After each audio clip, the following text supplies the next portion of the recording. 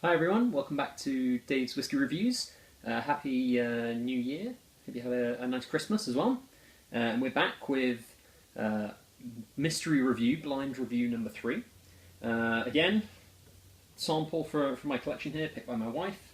I have no idea really what it is. So we'll get straight into it really, because the last one was quite long. So I couldn't really figure out what was happening with that. But we'll get straight into this one. You can see it's quite a nice colour, this one. There's a bit of colour on this. It's almost sort of bronze, dark gold, I would say. The viscosity looks quite high as well. So this could be quite a high strength of the whiskey here. You might be able to see on the nose. And straight away, I have a feeling that I might be getting one right for once, because there is a lot of oak, a lot of caramel, toffee, vanilla. Very nutty as well, like a really nutty nose, like peanut. And immediately this is really reminding me of a bourbon whiskey from the US, from Kentucky. And that kind of nuttiness, especially the peanut, really reminds me of kind of a Jim Beam sort of style of bourbon. The viscosity, you can't really smell it too much, but the viscosity is making me think it's quite high strength as well, so something like Booker's, maybe, that type of whiskey.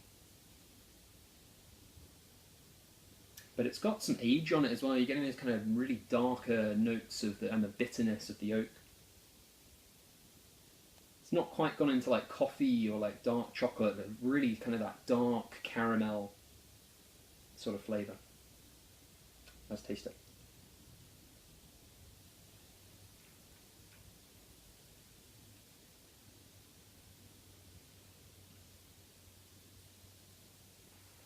Yeah, really intense, full strength, lots of power there, especially into the finish once you swallow it.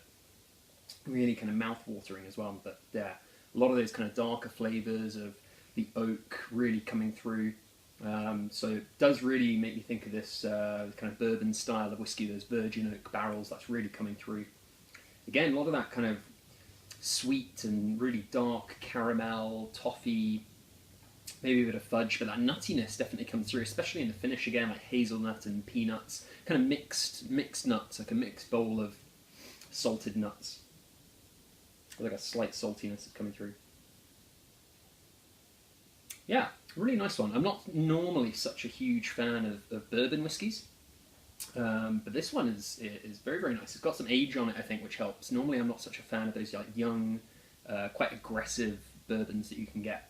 But this one seems to have a little bit of age on it, and again, quite a high strength as well. So it's probably some kind of cask strength, very close to cask strength. Maybe some kind of single barrel thing. And now you're getting this kind of licorice note coming through on the nose as well, like aniseed. That's really making me think a lot of the oak. So there's quite an intensity of the oak here. So maybe this one's a little bit older, maybe sort of 10 years old, something like that.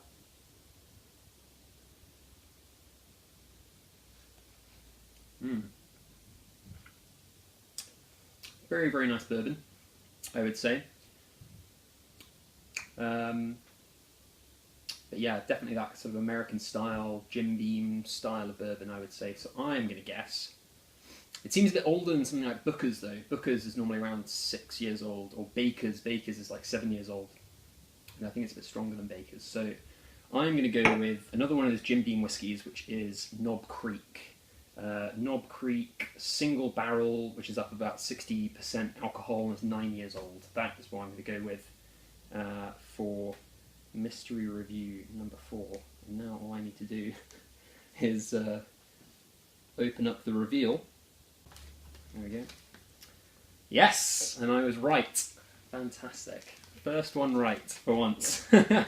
Yeah, Knob Creek 9-year-old single barrel up at 60% alcohol. Very, very recognisable sort of style of whiskey, really. I don't really have many bourbons or many samples of bourbons, so maybe not a fair fight compared to the Scotches, but very, very nice whiskey indeed. I think I have a review kind of upcoming on my blog, although it isn't there. isn't there quite at the moment. So yeah, thank you very much. Cheers, and here's to the next one. Hopefully see you soon. Thank you.